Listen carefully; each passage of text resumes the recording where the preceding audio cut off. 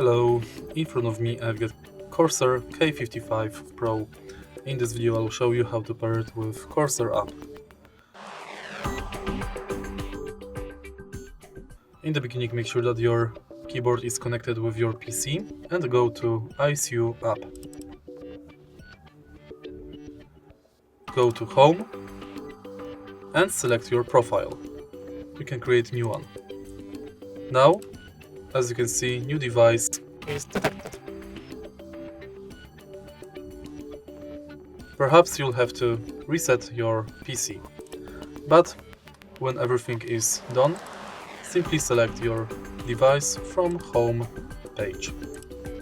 And that's basically it. If you find this video helpful, please leave like, comment and subscribe.